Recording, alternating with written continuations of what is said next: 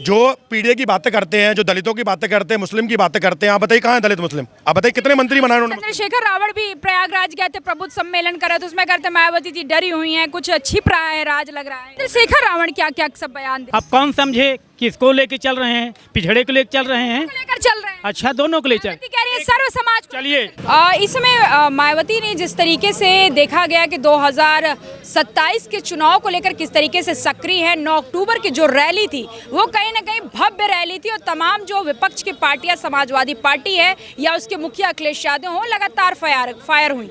और अखिलेश यादव अब सीधे चले गए काशीराम के रैली में, कहने लगे कि भाई ये भाजपा की रैली थी। तमाम उनके समर्थक कहने लगे कि भाजपा की रैली थी। लेकिन इन सब के बीच एक सियासत का केंद्र में एक और हिस्सा है। प्रयागराज जब चंद्रशेखर रावण पहुंचे तो उन्होंने कहा कि योगी की तारीफ कर रही है अखिलेश मायावती जी।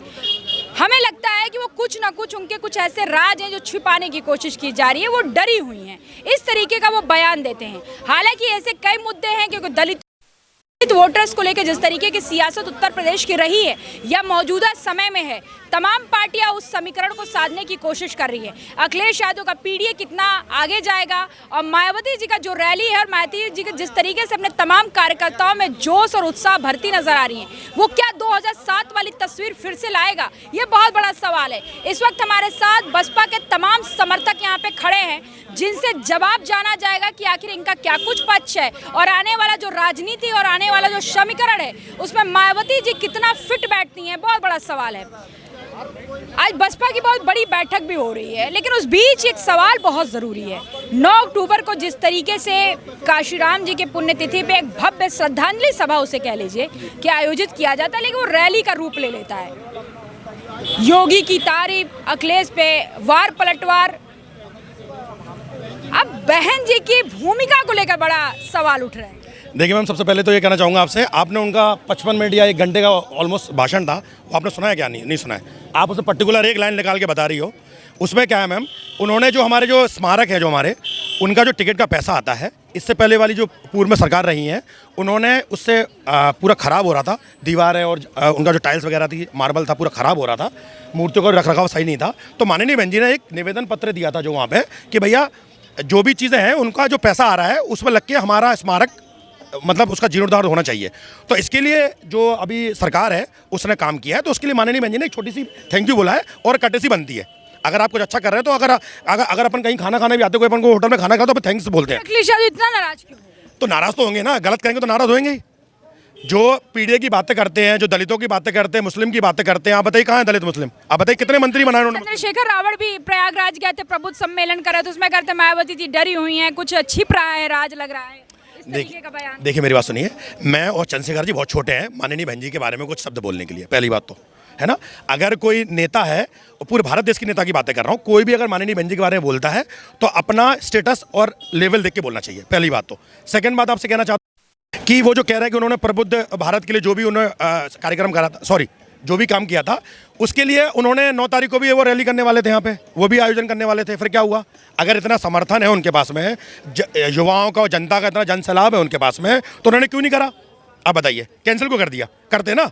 और रही बात डरने की, माननीय बहन जी ना किसी डरी है ना कभी डरेंगी। माननीय बहन जी ना किसी से डरी है ना डरेंगी। बिल्कुल, हमारी नेता किसी से नहीं डरी हैं, बल्कि जो विपक्षी लोग हैं वो बहन जी से डरे हुए हैं, इसलिए जो बहन जी के बारे में झूठ पर बोलते रहते हैं। चंद्रशेखर रावण क्या क्या सब बयान दे रहे हैं इस समय? चंद्रशेखर रावण जो है दूसरे के जो है समाज के जो है बांटने का काम कर रहा है। वो उनको ना तो कोई कैडर है, दलितों की हम ही आवाज़ उठा रहे हैं। वो कल के नेता अभी वो क्या आवाज़ उठाएंगे? जो बहन जी ने सम्मान दिया है दलितों को, हमारा समाज अच्छी तरह से जानता है। चंद्रशेखर रावण कल के नेता हैं। और क्या? नगीना से सांसद बन गए। अरे वो बन गए लॉलीपॉप। कह रहे हैं कि इतनी बहुजन पार्टी, जो इतनी पुरानी पार्टी 1984 में गठन हुआ, और उसके पास एक सांसद नहीं है, वहाँ पे सांसद हैं खुद।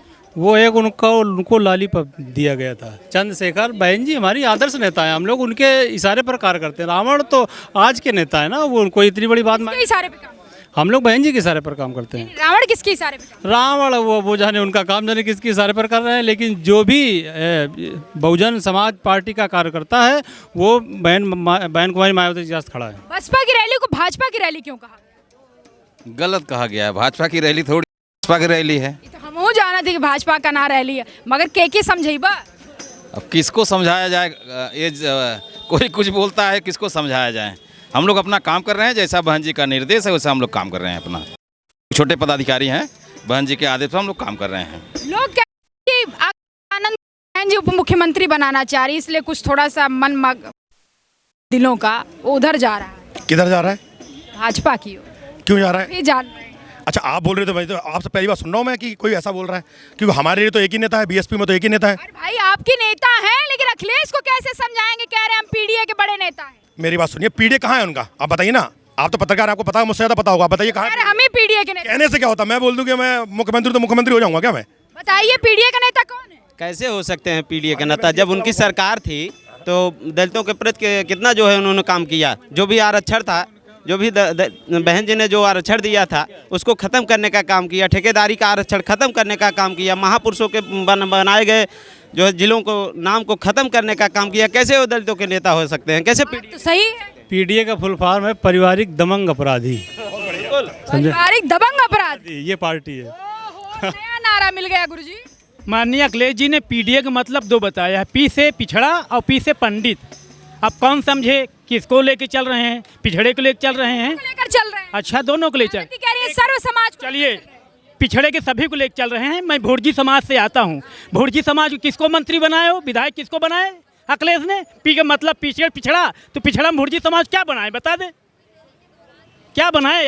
अखिलेश मुख्यमंत्री थे, भुर्जी समाज के लगा था, उसको क्या बनाए बता दे? पिछड़े से उनका तो पूरा परिवार पिछड़े, 150 परिवार ही के हैं। जितना तो उत्तर प्रदेश में पिछड़ी जातियां हैं, उससे ज़्यादा तो खुद भागीदारी अपने घर परिवार में पिछड़ों कर लेते हैं। वो पिछड़ा दिखाने केवल परिवार के, उनके परिवार खुद ही यानी भाजपा सही करती है, परिवार डेवलपमेंट अथॉरिटी। क्या? हाँ, भाजपा तो सही कहती है, यही से कहा जाता बीजेपी से। भाजपा भी सही कहती है और बसपा भी कह रही है। सही कह रही है भाजपा। पीडीए का नेता कौन है? पीडीए का नेता नहीं बोले। बहन जी हैं, और क्या है? अरे तो इधर कैमरा पे तो अरे कैमरा पर, खड़े हैं। अरे फोन आ रहा है। बहन जी के मुंह तो जाए, आपको क्या समर्थन कर रहे हैं? अरे बिल्कुल पूरा समर्थन है। क्या पूरा समर्थन? क्या बताइए? अरे पीडीए का नेता, पीडीए के नेता बहन जी हैं। बहन जी क्या है जी? जो पीडीए हमसे क्या मतलब? हमारी तो पार्टी सर्व समाज की पार्टी है। तो ये तमाम बसपा के समर्थक लोग थे। इनका साफ तौर पे कहना है कि जिस तरीके से बहन जी तमाम समाज के लोगों को लेकर चलती हैं, जिस तरह के अखिलेश यादव लगातार पीडीए का नारा दे रहे हैं, इसमें उनको ये भी बताना चाहिए कि पीडीए के लोगों का कितना कल्याण उनकी सरकार में हुआ है। 150 तो उनके परिवार के हैं, ये मैं नहीं, इनके समर्थक कह रहे हैं। कैमरामैन जिशान के साथ मैं जया सिंह, अनाज टीवी, लखनऊ।